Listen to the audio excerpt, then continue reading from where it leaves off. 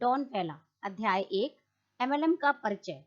Multilevel marketing आज इस्तेमाल में आ रहे उत्पादों को बेचने का सबसे तेज तरीका है, लेकिन इसी को समझने में लोगों से सबसे ज्यादा गलती होती है। कई लोगों ने इसे 1990 दशक की सबसे बड़ी चीज घोषित किया है। हालांकि मेरी बात का यकीन करें, यह इससे कहीं आगे की चीज है। 2010 तक तो मल्टीलेवल मार्केटिंग कंपनियां हर साल 200 अरब डॉलर से अधिक मूल्य के उत्पाद और सेवाएं बेचेंगी। 21वीं सदी में एमएलएम की प्रगति को जरा गौर से देखें। इस पुस्तक का उद्देश्य उदाहरणों के जरिए आपको यानी पाठक को यह बताना है कि मल्टी लेवल मार्केटिंग क्या है और क्या नहीं है। हम यह भी बताएंगे कि आप कैसे सफलतापूर्वक, मैं दोहराना चाहता हूँ, सफलतापूर्वक दूसरों को मल्टी लेवल मार्केटिंग समझा सकते हैं। वैसे इस पुस्तक को ट्रेनिंग मैनुअल समझा जाना चाहिए। इसे एक औजार के रूप में तैयार किया गया है ताकि इसका इस्तेमाल कर आप अपने संगठन के लोगों को प्रशिक्षण दे सकें। इस पुस्तक को अपने प्रोग्राम की जानकारी देने वाली प्रारंभिक किट में रखें। मैंने नैपकिन प्रेजेंटेशन 1973 में तैयार किए थे और यह पुस्तक उन्हीं पर आधारित है। मैं 1969 से ही किसी न किसी तरह मल्टी लेवल मार्केटिंग से जुड़ा रहा हूँ। इस पुस्तक में कुल मिलाकर 10 प्रेजेंटेशन हैं जो अब तक तैयार किए गए हैं। 10 नैपकिन प्रेजेंटेशन से विस्तृत विवरण में जाने से पहले मुझे उस एक सवाल का जवाब देने की अनुमति दें जिसे सबसे ज्यादा बार पूछा जाता है और जो शायद सबसे बुनियादी सवाल भी है। सवाल है, ये MLM क्या है? हम अपने शर्ट पर जो बटन लगाते हैं उसकी प्रतिक्रिया में यह सवाल अक्सर पूछा जाता है। इस पूरी पुस्तक में हम MLM और मल्टी लेवल मार्केटिंग का इस्तेमाल पर्यायवाची के रूप में करेंगे। आइए इसे टुकड़ों में अलग अलग करते हैं। मार्केटिंग का सरल अर्थ है किसी उत्पाद या सेवा को निर्माता या सेवा प्रदान करने वाले से उपभोक्ता तक पहुंचाना। मल्टी लेवल में उत्पाद या सेवा पहुंचाने वाले व्यक्तियों को भुगतान का तरीका निहित होता है। मल्टी का अर्थ है एक से अधिक, लेवल की जगह पर पीढ़ी शब्दावली बेहतर रहेगी। इसे मल्टी जनरेशन मार्केटिंग भी कहा जा सकता है। बहरहाल हम मल्टी लेवल मार्केटिंग नाम का ही इस्तेमाल करेंगे क्योंकि यही सबसे लोकप्रिय है। वास्तव में यह इतना लोकप्रिय है कि कई गैर कानूनी pyramid programme, chain distribution programme या चेन लेटर भी खुद को मल्टी लेवल प्रोग्राम कहते हैं। इससे इसके नाम पर बट्टा लग जाता है जो अनुचित है। इसलिए कई नई MLM कंपनियां अपनी मार्केटिंग के लिए दूसरे नामों का इस्तेमाल करने लगी हैं। कुछ नाम जो आप सुनेंगे वे हैं यूनिलेवल मार्केटिंग, नेटवर्क मार्केटिंग और को-ऑप मास मार्केटिंग। उपभोक्ता तक उत्पाद पहुंचाने के दरअसल 3 ही बुनियादी तरीके हैं। इस बिंदु को बताते समय 3 उंगलियां ऊपर उठाएं। Number 1, retailing. मुझे यकीन है कि हर इंसान रिटेलिंग से परिचित है। किराए की दुकान, दवाई की दुकान, डिपार्टमेंटल स्टोर, किसी स्टोर में जाना और वहां से कुछ खरीदना रिटेल की श्रेणी में आता है। Number 2, direct sales. आमतौर पर, लेकिन हमेशा नहीं, इसमें बीमा, कुकवेयर, एनसाइक्लोपीडिया आदि शामिल होते हैं। Fuller Brush, Avon lady, Tupperware, home पार्टियां आदि डायरेक्ट सेल्स के कुछ उदाहरण हैं। Number 3, multilevel marketing. MLM marketing का वह तरीका है जिस पर हम इस पुस्तक में चर्चा करेंगे। इसमें और बाकी दोनों तरीकों के बीच जो फर्क होता है उसे समझने में गलती न करें। खास तौर पर इसके और डायरेक्ट सेल्स विधि के बीच के अंतर को स्पष्ट समझ लें, जिसे आमतौर पर गलती से MLM का पर्यायवाची समझ लिया जाता है। कई बार इस सूची में चौथे प्रकार की मार्केटिंग, चौथी उंगली उठाएं, को भी जोड़ दिया जाता है। Mail order. वैसे तो मेल ऑर्डर MLM की श्रेणी में भी आ सकता है, लेकिन आमतौर पर इसे डायरेक्ट सेल्स की श्रेणी में शामिल किया जाता है। पांचवा प्रकार वह है जिसमें और MLM में प्रायः गलतफहमी देखी जाती है। यह है पिरामिड सेल्स और मैं इसका जिक्र पहले ही कर चुका हूँ। सच तो यह है कि पिरामिड गैर कानूनी होते हैं। उनके गैर कानूनी होने का अहम कारण यह है कि वे किसी उत्पाद को उपभोक्ता तक नहीं पहुंचा पाते हैं या वैध सेवा प्रदान करने में असफल रहते हैं। यदि कोई उत्पाद उपभोक्ता तक नहीं पहुंचता है तो आप इसे मार्केटिंग कैसे कह सकते हैं? मल्टी लेवल मार्केटिंग की बात तो छोड़ ही दें। वैसे वे खुद को मल्टी लेवल तो कह सकते हैं, लेकिन मार्केटिंग कभी नहीं। मल्टी लेवल मार्केटिंग से जुड़ने में लोगों की आपत्ति की सबसे बड़ी वजह यह है कि वे एमएलएम और डायरेक्ट सेल्स के अंतर को नहीं समझना पाते। यह दुविधा आसानी से उलझा सकती है क्योंकि सबसे प्रतिष्ठित एमएलएम कंपनियां डायरेक्ट सेल्स एसोसिएशन की सदस्य भी हैं। शायद आपके मन में यह भर दिया गया है कि एमएलएम का मतलब है घर घर जाकर सीधे बेचना, क्योंकि उसके साथ आपका पहला संपर्क तब हुआ था जब किसी वितरक ने आपको कोई सामान बेचने के लिए आपके घर का दरवाजा खटखटाया था। कुछ बातें एमएलएम कंपनियों को रिटेल तथा डायरेक्ट सेल्स कंपनियों से अलग करती हैं। एक बहुत अहम अंतर यह है कि एमएलएम में आप अपने लिए बिजनेस करते हैं, लेकिन अकेले नहीं करते। यदि आप अपना खुद का बिजनेस कर रहे हैं, खास तौर पर यदि घर से बिजनेस कर रहे हैं, तो आपको टैक्स में अच्छी खासी छूट मिल जाती है। वैसे मैं आपको इस पुस्तक में टैक्स के लाभों के बारे में नहीं बताऊंगा। यह जानकारी आप अपने अकाउंटेंट या इस विषय पर लिखी गई ढेरों पुस्तकों से प्राप्त कर सकते हैं। जब आप खुद के लिए बिजनेस करते हैं तो आप जिस भी कंपनी के प्रतिनिधि हैं उससे थोक में उत्पाद खरीदते हैं। इसका यह मतलब है कि आप उन सामानों का इस्तेमाल अपने खुद के उपभोग के लिए कर सकते हैं और आपको ऐसा करना ही चाहिए। कई लोग तो इसी कारण पहले पहल कंपनी से साथ जुड़ते हैं क्योंकि वे थोक में खरीदना चाहते हैं और इसमें से कई गंभीर हो सकते हैं। चूंकि आप अपने उत्पादों को थोक में खरीद रहे हैं, इसलिए अगर चाहें तो उन्हें रिटेल में बेचकर मुनाफा कमा सकते हैं। एमएलएम के बारे में सबसे आम गलतफहमी यह होती है कि सफल होने के लिए आपको रिटेल में बेचना ही पड़ेगा। रिटेल में बेचने के संदर्भ में काफी कुछ कहा जा सकता है और इसे नजरअंदाज नहीं करना चाहिए। कुछ प्रोग्रामों में यह शर्त जुड़ी होती है कि बोनस तभी मिलेगा जब आप रिटेल कोटा पूरा कर लेंगे। देखिए, अगर आप चाहें या अगर आपके खास प्रोग्राम की शर्त की मजबूरी हो तो आप बेच सकते हैं, लेकिन अहम बात यह नहीं है। ज्यादा बड़ी आमदनी कमाने के लिए असली सफलता तब मिलती है जब आप अपने संगठन का निर्माण करते हैं। महत्वपूर्ण टिप्पणी: जब आप संगठन बना लेते हैं तो उसका स्वाभाविक परिणाम यह होगा कि बिक्री अपने आप होगी। इसे इसी क्रम में रहने दें। अधिकतर लोग इसका विपरीत करने की कोशिश में असफल हो जाते हैं। वे बिक्री पर जोर देकर संगठन बनाने की कोशिश करते हैं। जब आप आने वाली नैपकिन प्रेजेंटेशन पढ़ेंगे तो यह अवधारणा आपके सामने अधिक स्पष्ट हो जाएगी। बिक्री शब्द सुनते ही लगभग 95% लोगों के मन में नकारात्मक विचार आ जाते हैं। एमएलएम में आपको पारंपरिक अर्थ में उत्पादों को बेचने की जरूरत नहीं होती है। बहरहाल उत्पाद को उपभोक्ता तक पहुंचाना होता है, वरना किसी को भी पैसा नहीं मिलता है।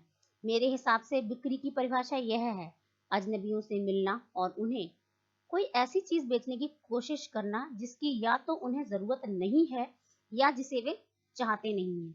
एक बार फिर बता दूं, उत्पाद को उपभोक्ता तक पहुंचाना होता है, वरना किसी को भी पैसे नहीं मिलते हैं।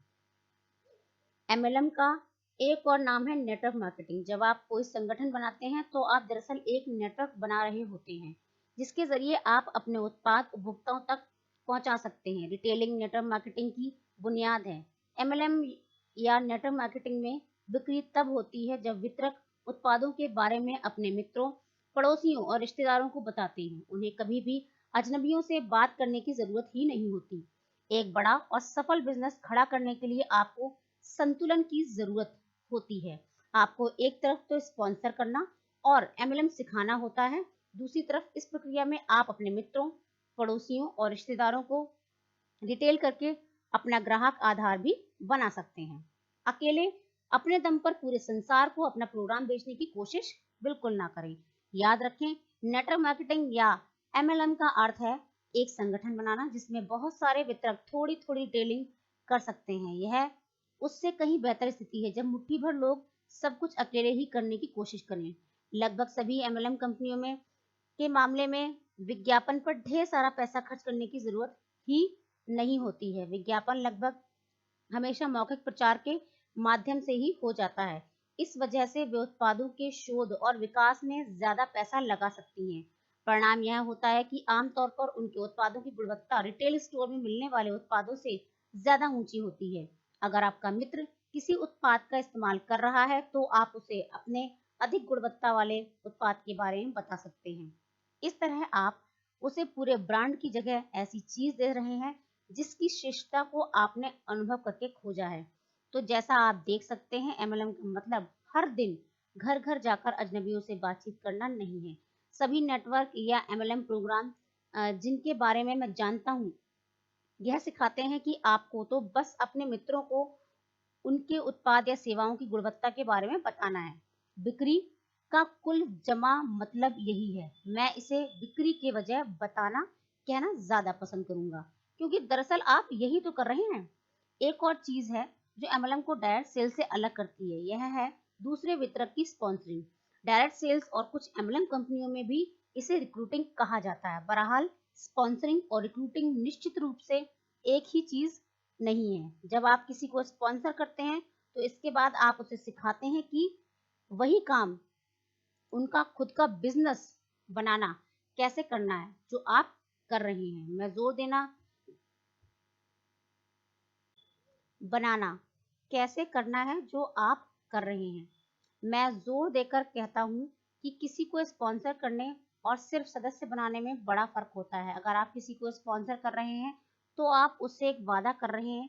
यदि आप उससे कोई वादा करने के इच्छुक नहीं हैं तो सदस्य बनाकर उसका नुकसान कर रहे हैं।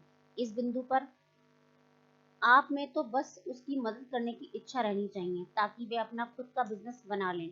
यह पुस्तक एक अमूल्य औजार है जो आपको यह काम करने का तरीका बताती है।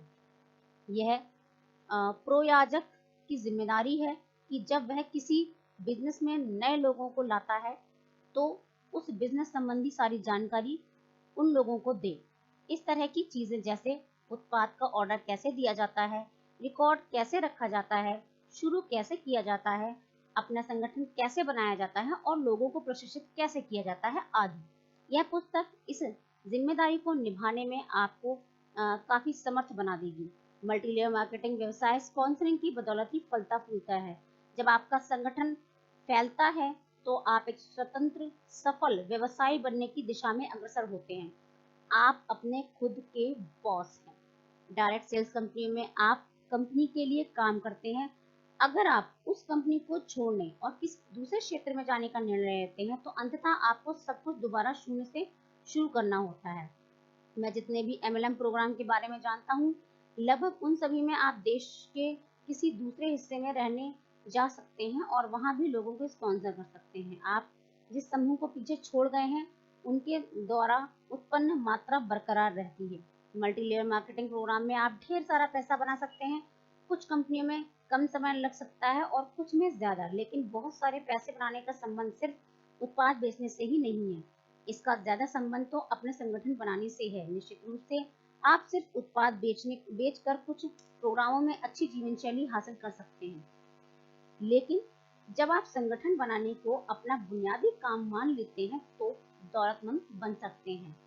लोग 50, 100 या $200 प्रति माह कमाने के विचार से मल्टी लेवल बिजनेस शुरू करते हैं, लेकिन बाद में अचानक उन्हें एहसास होता है कि अगर वे इस बिजनेस के बारे में गंभीर हो जाएं तो $1000 या $2000 प्रति माह या इससे अधिक भी कमा सकते हैं। एक बार फिर याद रखें कि कोई व्यक्ति इतना पैसा सिर्फ उत्पाद को बेचकर नहीं कमाता है, संगठन बनाकर ही इतना पैसा कमाया जाता है।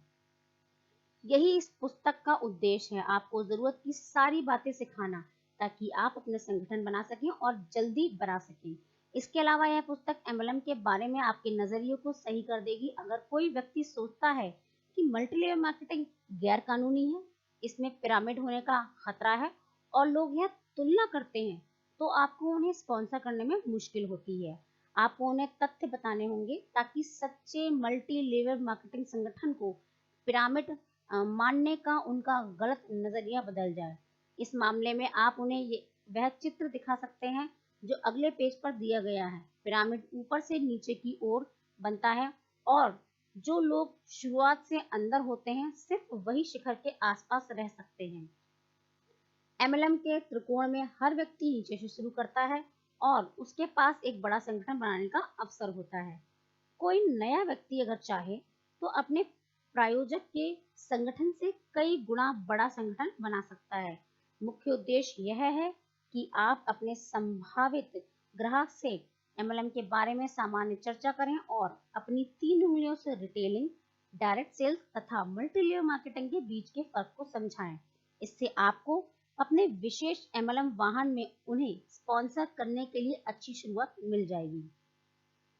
जैसा मैंने पहले बताया था, वर्ष 2010 तक एमएलएम का सालाना कारोबार 200 अरब डॉलर से अधिक हो जाएगा। यह बड़ा व्यापार है। अधिकतर लोगों को यह एहसास ही नहीं होता कि एमएलएम का कारोबार इतना बड़ा है। मल्टीलेवल मार्केटिंग हमारे बीच 50 साल से अधिक समय से है। कुछ कंपनियां 45 साल से अधिक समय से मौजूद हैं और अकेले ही हर साल अरबों डॉलर का कारोबार कर रही हैं। मैं एक कंपनी के बारे में जानता हूँ जिसने पहले वर्ष के कारोबार में 65 लाख डॉलर की बिक्री की। दूसरे साल इसने 62 मिलियन डॉलर का कारोबार किया। तीसरे साल उन्होंने 122 मिलियन डॉलर का अनुमान लगाया। वे अपने 10वें साल के अंत तक 1 अरब डॉलर की वार्षिक बिक्री का आंकड़ा छूने जा रहे हैं। इस पुस्तक में बताए गए सिद्धांतों पर चलकर इस तथ्य तक पहुंचा जा सकता है। किसी भी पैमाने से देख लें, यह बहुत तेज शुरुआत है। मल्टीलेवल मार्केटिंग किसी आविष्कारक या निर्माता के लिए एक व्यवहारिक उपाय है जिससे वह किसी नए उत्पाद को बाजार में उतार सकता है, भले ही उसके पास लाखों डॉलर्स ना हो और वह अपना उत्पाद किसी दूसरे के नाम पर भी ना करना चाहता हो।